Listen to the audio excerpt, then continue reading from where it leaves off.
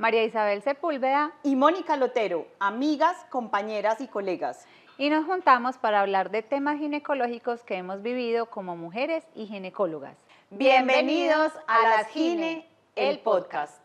Hola, hola, bienvenidos a este nuevo episodio de Las Gine, el podcast. Hoy tenemos un súper invitado, vamos a hablar de preservación de la fertilidad y nos acompaña el doctor Juan Luis Giraldo, que fue nuestro profe, ahora es nuestro colega, es ginecólogo y obstetra, especialista en fertilidad y reproducción asistida, trabaja en INSER, que es un centro de fertilidad pues espectacular de muchos años en Colombia, y lo tenemos acá para que aclaremos todos los temas sobre la preservación de la fertilidad a través de la criopreservación de los óvulos. Bienvenido. Gracias por esa invitación, María, Mónica. Bienvenido, Juan. Muchas gracias a ti por haber aceptado. No, aquí, de lujo esta invitación. Un placer estar aquí. Bueno, entonces vamos a hablar de varias cosas, pero yo quiero que primero aclaremos qué es la preservación de la fertilidad. Bueno, entonces el concepto de preservación de la fertilidad es un concepto que va tanto a los hombres como a las mujeres. En los hombres era muy fácil porque se congelaba el semen y eso era suficiente. El semen se viene congelando desde hace mucho tiempo. En 1953 se congeló el semen por primera vez y los espermatozoides se congelan muy fácil porque los métodos clásicos de congelación consisten en convertir las células en hielo. Entonces hay que deshidratarlas para que no se formen cristales de hielo dentro de la célula y de esa manera se puedan bajar la temperatura de las células. Y los espermatozoides son unas células muy chiquiticas, de 7 micras. Entonces se congelan muy fácil porque se deshidratan muy fácil. Pero los óvulos son la célula más grande del cuerpo, por ende la que más líquido tiene, entonces es difícil de deshidratar, entonces los óvulos no se podían criopreservar por esos medios clásicos. Hoy en día no los convertimos en hielo, los convertimos en vidrio. Entonces ya la preservación de la fertilidad pasó de ser un área exclusiva de los hombres a un área también de las mujeres, mucho más recientemente, y hoy en día los dos tienen la posibilidad de criopreservar sus células reproductivas, espermatozoides u óvulos, para poder utilizarlos el día de mañana, donde la edad ya haya hecho su mella desde el punto de vista reproductivo y puedan conseguir con esos óvulos o espermatozoides un embarazo. Perfecto. Juan, ahí es súper importante lo que acabas de decir de la edad. Eso. Estamos buscando embarazos cada vez A edades mayores, por no decir viejitas, y por encima de los 35, estamos postergando un poquito la maternidad. Entonces, ¿qué pasa cuando queremos postergar esta maternidad? ¿Cómo puedo quedar en embarazo tranquilamente después de 39, 40 años? Lo que dices es súper importante, Mónica. La época que nos tocó vivir es una época muy interesante porque es una época de reivindicación de la mujer. Entonces, si hoy en día vamos a un país que sea democrático, que sea un país en desarrollo, que sea un país del primer mundo, vamos a ver que las mujeres y los hombres tienen exactamente los mismos derechos y deberes, ¿sí? Pero esos cambios sociales han sido cambios muy rápidos y los cambios evolutivos son cambios que se toman mucho tiempo. Entonces, ese tema reproductivo de la mujer, donde a raíz de que ella quiere tener, obviamente, reivindicaciones académicas, laborales, económicas, pues obviamente eso suma edad, suma tiempo, y la parte biológica sigue comportándose como antes, no ha evolucionado, ¿sí? De hecho, les cuento un trabajo que se hizo en la Universidad de McGill muy interesante. Esto pues como una nota ahí, pues como dato curioso, que estudiaron cuánto se demoraba un cambio evolutivo en una especie, ¿sí o no? ¿Cierto? Entonces pues en nosotros es imposible estudiarlo porque una generación de los humanos dura 25 años. Entonces obtuvieron hongos, hicieron unos cultivos de hongos, que las generaciones duran horas. Entonces pusieron unos cultivos de hongos con unos robots que lo que hacían era aumentar la concentración de sal en el medio de cultivo, y la sal es dañina para los óvulos, pues los ambientes con mucha sal son dañinos para los óvulos. Entonces se fijaban cuánto se tomaban las generaciones de óvulos para acomodarse a esas nuevas condiciones de cultivo, ¿sí? Y se dieron cuenta que se tomaban entre 50 y 100 generaciones. Si ustedes multiplican eso en los humanos, son 2.500, 2.500 años. Entonces obviamente pues no, eso no se acomoda a lo que han sido los cambios sociales reproductivos de la mujer. Entonces, volviendo al tema, después de ese dato curioso, las mujeres cada vez aumentan su edad reproductiva, la edad a la que buscan un embarazo. Les voy a poner un ejemplo. En Europa, en los últimos 15 años, entre 15 y 20 años, la edad a la que las mujeres buscan el primer hijo ha aumentado 4 años y medio. ¿sí? Entonces hoy, Mucho. en los países desarrollados en Europa, la edad promedio de búsqueda de un hijo son casi 32 años, por ejemplo, en España, que es una edad promedio muy alta, ¿sí o no? Sí, es una edad. Pero eso tiene mucha relación con temas académicos. Les pongo otro ejemplo. En Estados Unidos, la edad promedio a la que la mujer busca su primer hijo, si no ha tenido college, pues estudios universitarios superiores, es 23 años. Supremamente Si ha hecho estudios universitarios superiores como college, es 30 años y medio. Entonces eso les da una idea de cuál es la diferencia y hacia dónde va pues este tema. Pero, ¿a qué venimos con ese tema? Que la edad de la mujer es muy relevante desde el punto de vista del potencial reproductivo. Ahí es más importante la edad de la mujer que la edad del hombre. Clarísimo, clarísimo, porque es que el hombre renueva su población de espermatozoides, entonces un hombre está produciendo espermatozoides diariamente durante todos los días de su vida. Entonces el proceso de maduración de un espermatozoide se toma 80 días. Entonces el espermatozoide de un hombre tiene 80 días, es una célula supremamente joven, supremamente nueva. Con lo que nacimos. Estamos de acuerdo, en la mujer solamente producen óvulos en los ovarios hasta la semana 20 de desarrollo fetal, o sea que una mujer desde que nace nunca produce un óvulo nuevo, sino que tiene unos óvulos guardados en sus ovarios que utiliza durante su vida reproductiva. Entonces a medida que va avanzando, tiene menos óvulos, pero no solamente disminuye la cantidad, sino también la calidad, porque los óvulos igual son células, ¿cierto? Se van envejeciendo también. Exactamente. Entonces, la mujer alcanza ese tope reproductivo entre los 20 y los 25 años y ahí se estabiliza más o menos hasta los 30, pero después de los 30 empieza a perder. La pérdida hasta los 35 no es tan severa, pero después de los 35 se vuelve mucho más fuerte. Entonces ahí es donde viene pues, el problema de los cambios sociales reproductivos en la mujer con las consecuencias del aumento de la infertilidad.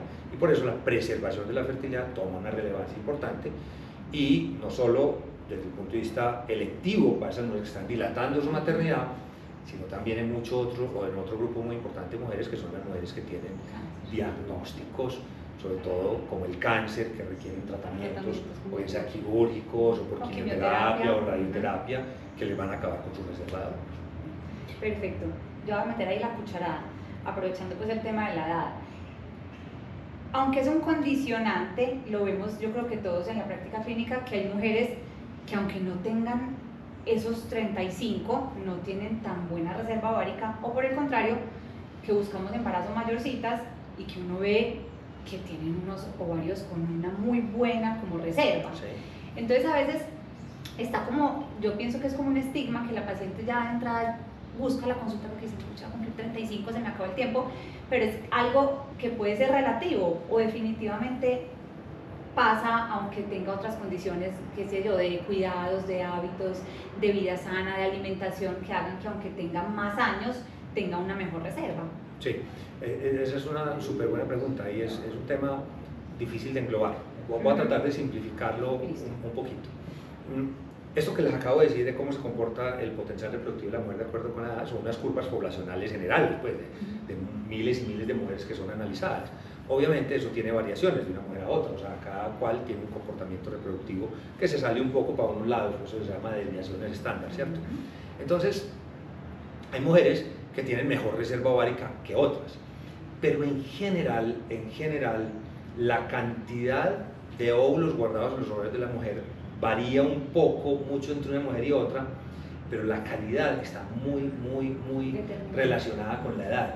Entonces eso sí es un punto muy importante a tener en consideración, porque a veces vemos pues, mujeres que a los 40 años tienen una excelente reserva ovárica, que tienen una gran cantidad de óvulos, que logramos ver una cantidad de óvulos, pero independiente de eso ya vemos el compromiso de la calidad de esos óvulos.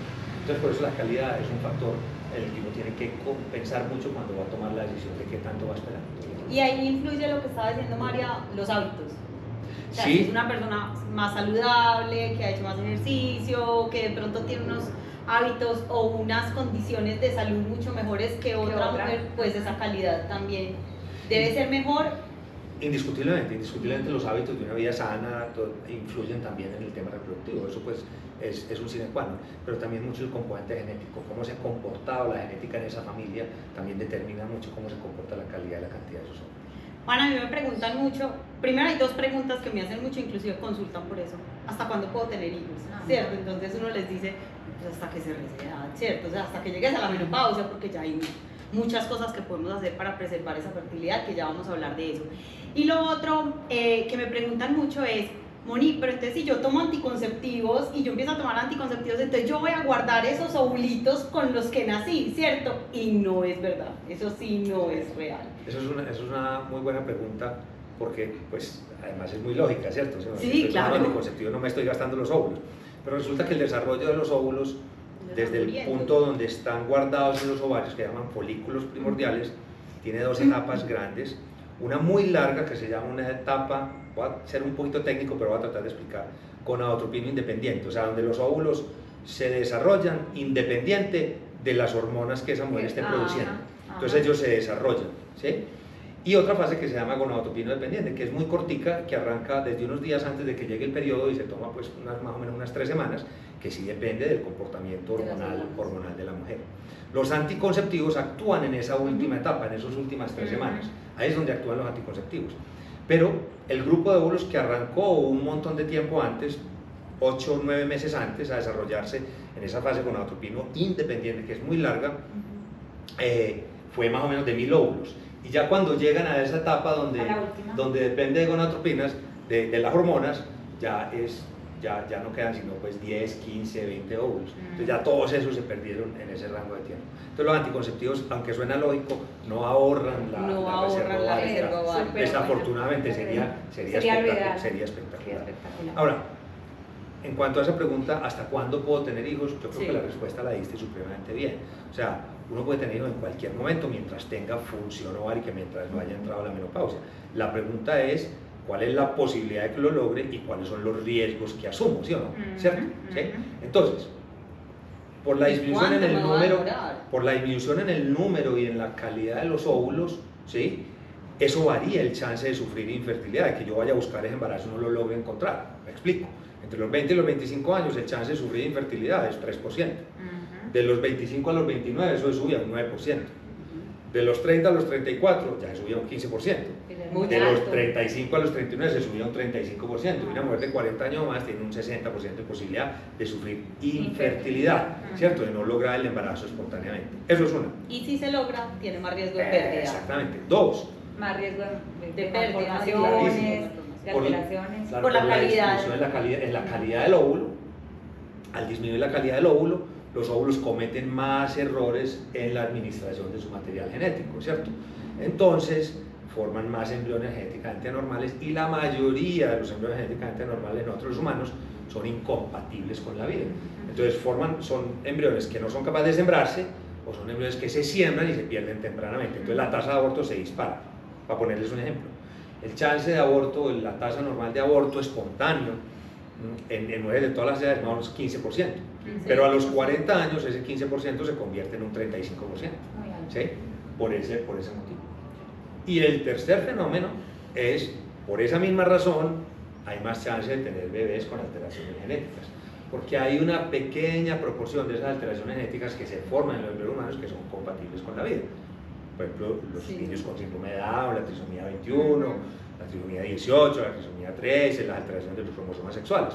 Entonces, les pongo un ejemplo, una mujer de 20 años o de 25 años tiene un chance de tener un bebé con Down de 1 en 1250. A los 45 años ese chance es de 1 en 25. Entonces no es hasta cuándo me puedo embarazar, sino qué riesgos voy a asumir. La respuesta no es tanto hasta qué edad me puedo embarazar, exacto, sino los riesgos. Y yo siempre les digo en consulta es, si tú ya tienes todo preparado y pensado que quieres tener hijos, tienes tu pareja con la que quieres tener hijos, tienes tu trabajo, tienes tus estudios, pues no lo posterguen tanto, ¿cierto? Sobre todo que se informen, si lo quieren postergar, que se informen, porque tenemos otras formas de preservar, como la criopreservación de los óvulos. Hablemos de eso. Eso es importantísimo. Hablemos de eso, que antes no hablábamos de eso. Eso es, pero lo que pasa es que es muy nuevo. Es que mira, ese cambio de método de criopreservación, de convertir las células en hielo a convertirlas en vidrio, el primer bebé producto de esa técnica es 1999, se llama vitrificación, la técnica, ¿cierto? Pensé que pero le habían puesto así. Pero yo sabía que iba a salir fuera de así. Espera. Pero el primer bebé nacido por esa técnica fue en 1999, pero aún era experimental.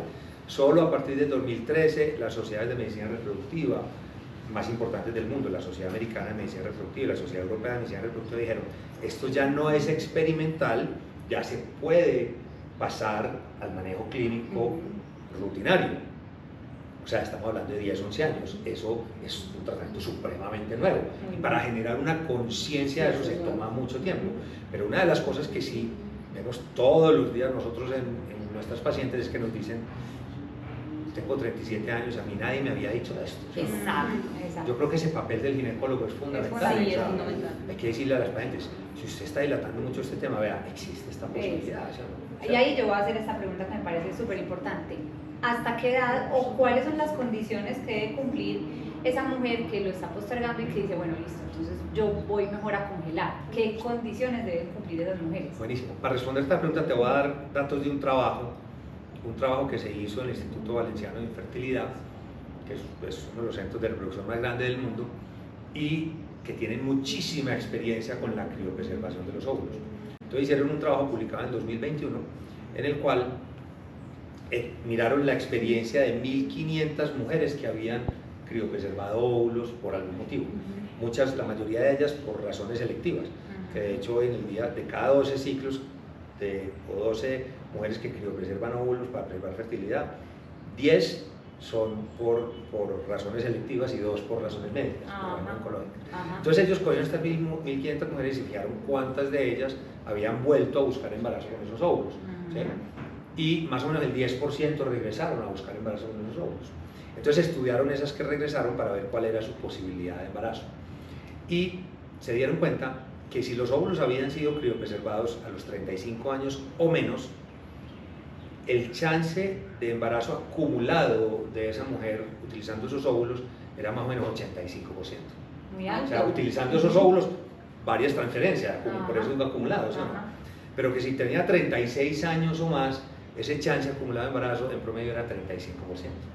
Entonces, conclusión, lo ideal sería hacerlo, ojalá por debajo de los 36, ¿cierto?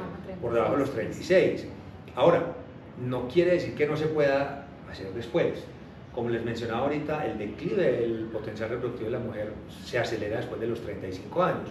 Entonces, los óvulos pierden eficiencia, ¿cierto? Entonces, se puede hacer después, pero uno tiene que ser consciente de que el método va a ser menos eficiente. Y que probablemente se vayan a captar menos. Estamos de acuerdo. Es como embarazarme a los 39 años con óvulos de los 30 32. o de 32. Exactamente, Genial. perfecto. O sea, es Con un una chance, buena calidad, con una mejor calidad que 32. es un chance completamente diferente. Ahora, sí es fundamental decirlo muy claro que criopreservar los óvulos para preservar la fertilidad da una oportunidad de lograr un embarazo con estos óvulos, más no una seguridad. Eso es fundamental, Exacto. porque eso no puede generar una falsa calma, una falsa calma, y yo creo que la mujer que criopreserve sus óvulos para preservar su fertilidad debe seguir buscando la mejor alternativa y más rápida para buscar un embarazo natural y espontáneo, lo que tú decías ahorita, no dilatarlo sin necesidad. Yo tengo una paciente que hizo una criopreservación con ustedes, no la voy a decir obvio, y en este momento está con un embarazo espontáneo.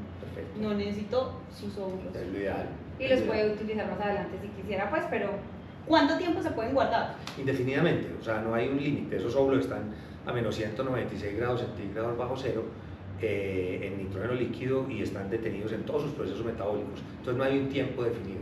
Pero yo quería mencionar ahorita que ustedes estaban diciendo lo de tu paciente, y es que los ginecólogos tenemos hoy en día un papel muy importante con nuestras pacientes de prevención. Entonces nosotros ya no solo debemos hablar de planificación familiar, sino de planeación familiar, ¿cierto? Porque si yo tengo una mujer que se sienta en mi consultorio y dice, yo quiero tener 3 hijos y tengo 32 años, entonces, ojo, usted tiene que planear esa familia con esa mujer, porque entonces el primer embarazo va a ser a los 32, 33, va a tener que esperar hasta los 34, 35 para buscar el segundo, y después va a tener 37, 38 para el tercero. Usted tiene que planear con esa mujer y decir, vea, existen estos métodos para que usted pueda, digamos, maximizar su potencial de lograr ese diseño de familia que quiere, ¿sí o no? ¿Cierto? sí, total.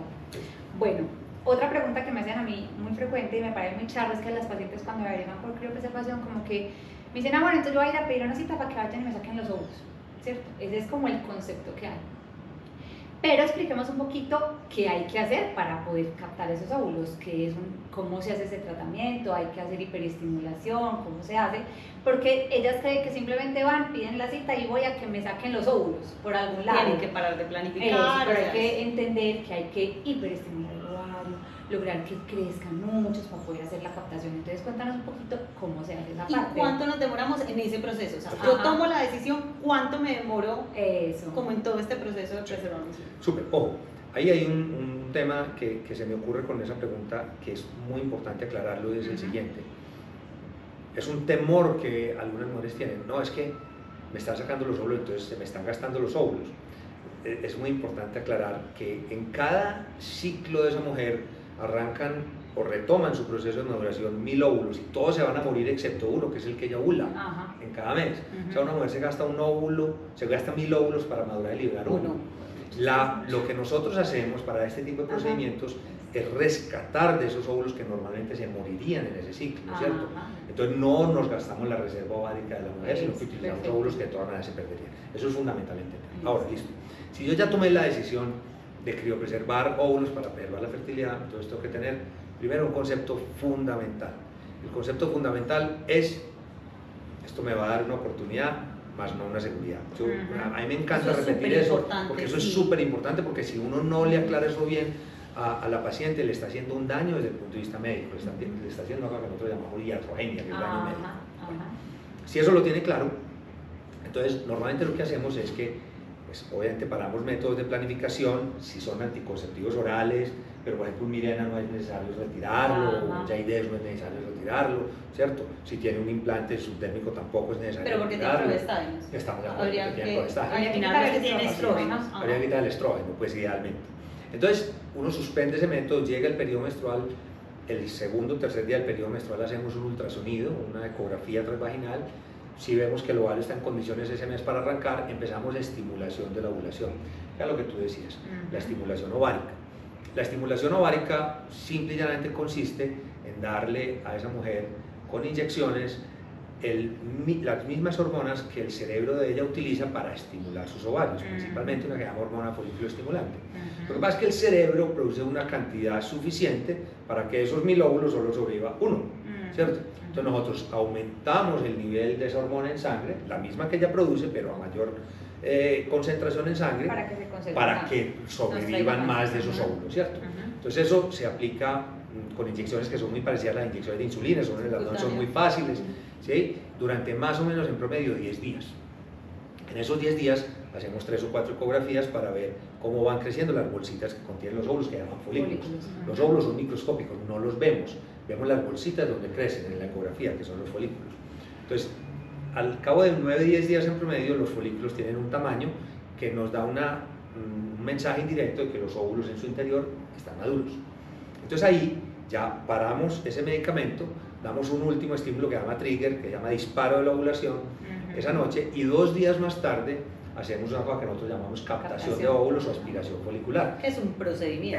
Es un procedimiento que se hace bajo sedación, nos toma 10 minutos, la paciente está dormida y nosotros por ecografía transvaginal con una pequeña agujita entramos a través de la pared vaginal, ella no siente nada porque está dormida, a cada una de esas bolsitas de líquido y aspiramos el líquido que hago por ecografía, aspiramos el líquido que hay en esas bolsitas, ahí nos traemos todo ese líquido y nos traemos los óvulos. Ese líquido lo pasamos al lado del laboratorio de fertilización in vitro donde están nuestros biólogos, ellos ponen ese líquido en unos platos de Petri, platos de laboratorio, a unos microscopios especiales y ahí buscan los óvulos. Los separan, los guardan en las incubadoras y unas 3 horas más tarde les quitan unas células que el óvulo tiene alrededor que llaman células de la granulosa, que son como una especie de moquito alrededor del óvulo. Y al quitarle esas células sabemos cuántos de esos óvulos están maduros, o sea, están en condiciones para poder ser criopreservados. Entonces ahí proceden ahí mismo a vitrificarlos, o sea, a pasarlos, a convertirlos en vidrio, en nitrógeno líquido a menos 190 grados centígrados, y ahí ya quedan guardados indefinidamente. La paciente, después del procedimiento de 10 minutos bajo sedación, se recupera la sedación muy rápido, está unos 30-45 minutos recuperando esa sedación y luego se va a su casa y va a sentir algo así como si tuviera un cólico menstrual. Eso es básicamente lo que va a sentir. Y ahí ya. Ahí ya termina, a no ser que uno no tenga una cantidad suficiente de óvulos, que ese es otro y hay que hacer ese ciclo. Uno quisiera tener entre 15 y 20 óvulos criopreservados, para con ellos tener un buen chance de lograr un embarazo a futuro con ellos. ¿Por qué quiero decir un buen chance? ¿Por qué? Si yo preservé mi fertilidad y preservé los óvulos, el día de mañana los voy a utilizar para buscar un embarazo, tengo que hacer una fertilización in vitro. Tengo que desvitrificar esos óvulos, calentarlos, fecundarlos, inyectarles un espermatozoide de la pareja de esa mujer en ese momento, formar embriones, cultivar esos embriones por 3 a 5 días y transferir embriones al útero de esa mujer que previamente lo he preparado con estrógenos y con progesterona para que esté receptivo a los embriones, ¿sí? De allí que no sea un método seguro, sino que sea una oportunidad, porque la fertilización in vitro es un tratamiento que no es infalible, ¿sí? Que en general da unos chances de éxito de 35-40% por intento. Entonces, por eso no siempre logramos el embarazo. Por eso a veces necesitamos intentar varias veces. Y por eso no toda mujer que preserva sus óvulos para el futuro va a lograr el embarazo con esos óvulos. ¿Listo? Perfecto. Listo. Todas las mujeres son candidatas a preservar sus óvulos. Todas. Sí, yo no hay una contraindicación para eso, a no ser... O sea, más que todo la edad, pero todas las mujeres... Estamos de acuerdo.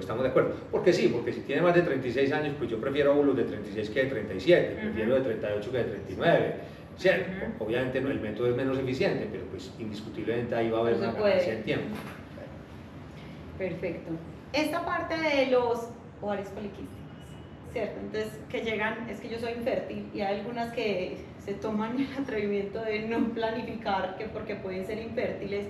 ¿Esta es una buena opción para estas pacientes o no es la mejor opción en pacientes con ovario poliquístico? A mí me parece que el ovario poliquístico es un poquito más complejo, es simplemente, pero pueden también preservar sus óvulos porque de pronto no quieren en este momento quedar en embarazo, porque el ovario poliquístico es un poquito más complejo para que queden en embarazo, pero no es una causa, no es sinónimo de infertilidad. ¿Estas pacientes lo podrían hacer? Sí, claro que sí. Me das pie para hablar de un tema. Pacientes con ovario poliquístico, uno a grandes rasgos quisiera dividirla en dos grupos.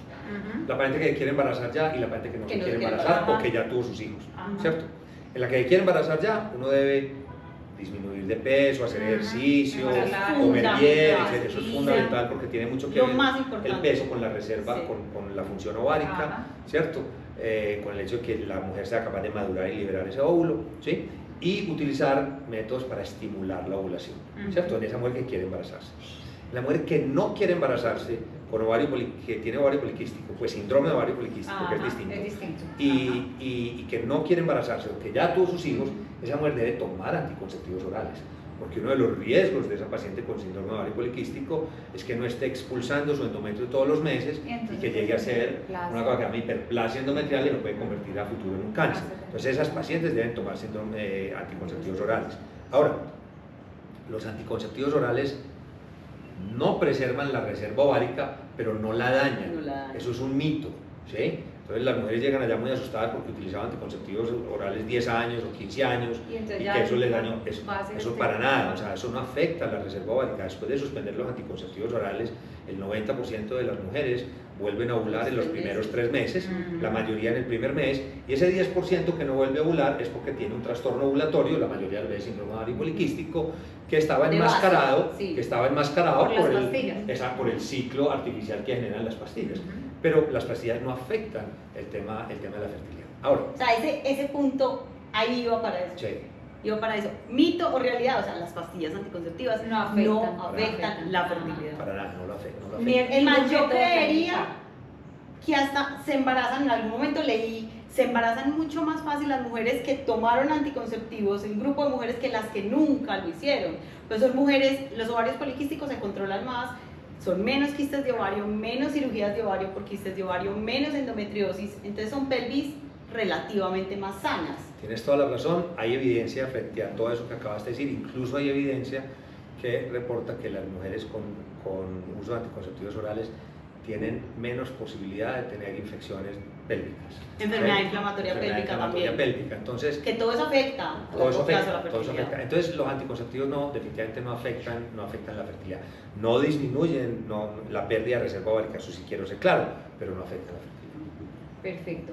Bueno, es que yo creo que en fertilidad hay demasiado que hablar, pero hay una pregunta que sí me parece chévere que hagamos y es, Cuando definitivamente hay que hacer un tratamiento de fertilidad, ¿cuál es la edad máxima para yo hacer esta fertilización in vitro? ¿Hay una edad máxima para eso? Guardé mis óvulos, me relajé, me fui, viajé, estudié, me especialicé, todo, o no los guardé y me va a tocar finalmente llegar a hacer una fertilización in vitro en su momento. ¿Cuál es la edad como que uno dice, no señora, venga, mejor yo ya no le pongo a usted un embrión? Pero ahí también nos puedes decir algo específico.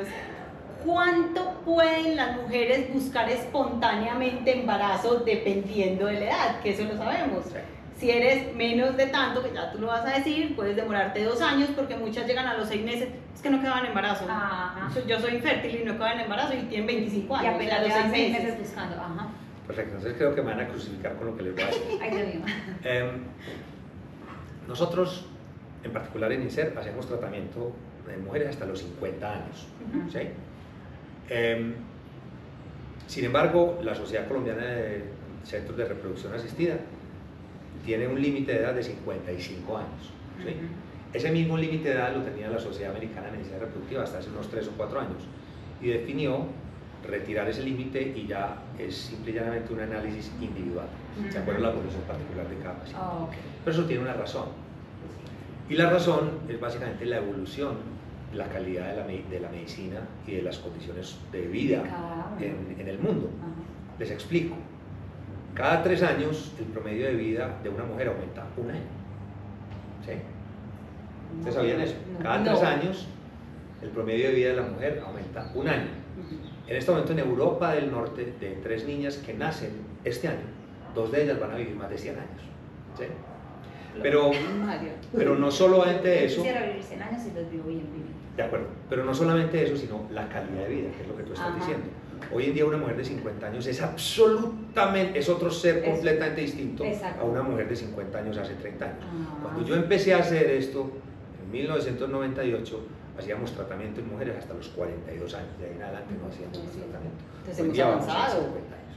Entonces, cuando hacemos donación de óvulos, y ya no depende de la calidad del óvulo, sino que son óvulos obtenidos de mujeres de 29 años o menos, que son súper sanos, o sea, son óvulos de muy buena calidad, y transferimos embriones de óvulos donados en mujeres de 50 años, el chance de embarazo es más alto que el que pudiera tener una mujer de 35 años que se hace una fertilización in vitro porque se tiene las trompas tapadas. Para que me entiendan que el útero y la condición de la mujer no es el condicionante es la reserva ovárica. ¿Sí? Obviamente pues si hay patologías sobreagregadas, enfermedades sobreagregadas como pues miomas que afectan el útero, endometriosis que daña o adenomiosis que daña el endometrio o en fin, lo que sea, es otro cuento distinto. Pero si la mujer es una mujer sana a los 50 años, el chance de embarazo con óvulos donados por ejemplo es altísimo. ¿Sí me van a entender? Entonces la edad no tiene tanta relevancia. Y pues ustedes saben más desde el punto de vista obstétrico que yo, pero sí está claro que hoy en día ese temor de esas mujeres en embarazo, de edades reproductivas más avanzadas, ya es un tema mucho más manejable. Gracias, gracias a la obstetricia y gracias a las unidades de cuidados intensivos neonatales que nos permiten sacar los bebés pues, con un número de semanas mucho menor que nos permite manejar complicaciones del embarazo como la preeclampsia, ¿cierto? Que es el manejo definitivo. Entonces eso creo que es fundamental. A tu pregunta, Moni, ¿cuándo una mujer debe buscar asesoría para efecto del embarazo? Hay una cosa que es fundamental, y los ginecólogos tenemos que trabajar mucho en eso, se llama la evaluación preconcepcional. Exacto. Toda pareja que va a buscar, o toda mujer que va a buscar un embarazo, debe ir donde el ginecólogo previamente, porque hay que identificar condiciones que le aumentan 2 tipos de riesgo, un riesgo de tener infertilidad o el riesgo de tener complicaciones obstétricas en el embarazo, que pueden ser de la mamá o del bebé. Esa consulta es fundamental y debe hacerse antes de empezar la búsqueda del embarazo. Ahora, si ya se hizo esa consulta y se empezó, esa pareja o esa mujer empezó a exponerse al embarazo y no se ha embarazado, al cabo de 1 año de tener una vida sexual periódica sin ningún método anticonceptivo, debe buscar ya ayuda especial, porque ya tiene un diagnóstico de infertilidad, pero si tiene 35 años o más, ese periodo no es 1 año sino 6 meses. Ahora, si las mujeres tienen 40 años o más, casi que las manejamos como si fueran potencialmente infértiles desde el principio, porque su chance de tener infertilidad es casi un 60 o un 65%. Entonces hay que ser más proactivos. Y a mí me encantan siempre estas preguntas en los podcasts, y es el hombre. Pues porque es que muchas veces llegan las parejas y es como que eso es culpa de ella, ¿cierto? Sí. Entonces es casi que un 50-50, 30%, yo no sé si estoy bien con los datos, pero es 30% infertilidad femenina, 30% infertilidad masculina y otro 40% ya causas diferentes. Pero ahí se convierte en un 50-50 casi. Entonces hay muchos que dicen, a mí no me tienen que evaluar. Sí, te las doy súper. 35% de los casos de infertilidad son de origen masculino, ¿sí? 35%. Y 30% son combinados, tanto trastornos en el hombre como en la mujer. O sea, ¿Sí?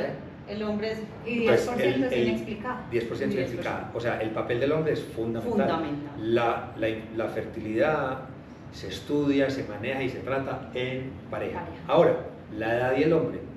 Antes creíamos que la edad no tenía ninguna relevancia en el hombre, por lo que hablamos ahorita, porque estamos recambiando espermatozoides. Hoy sabemos que sí. Entonces, por ejemplo, las edades reproductivas avanzadas en el hombre se asocian a temas como autismo y ese tipo de patologías en los bebés. Pero pareciera que los efectos en el hombre se ven como con 10 años de dilación con respecto a la mujer. O sea, los 40 de la mujer son como los 50 del hombre, pues más o menos desde el punto de vista reproductivo. Perfecto. ¿Sí? Listo. Bueno, no, yo creo que habría que hay que hacer otro tiempo más adelante, porque es que la fertilidad, y uno como que va preguntando y quiere preguntar más y más y más, pero yo creo que pues que ya por hoy, ¿cierto? Si no, nos aburre. Se nos aburre. Sí, se nos Juan, aburre. Demasiado bacano, o sea, estuvo muy chévere. Yo creo que tocamos como todo lo relevante. La invitación es a que consulten con nosotros y nosotros en su momento derivemos donde los especialistas en fertilidad, pero también si uno quiere a los 25 ir a averiguar cómo es eso, pueden ir, consultar en INSER, pidan la cita, asesórense y bueno, muchas gracias. Yo quisiera decir una cosa, Sí, claro. antes de terminar, que me parece súper importante, Sí. sobre todo para toda la audiencia, para que le comunican a la gente que conocen.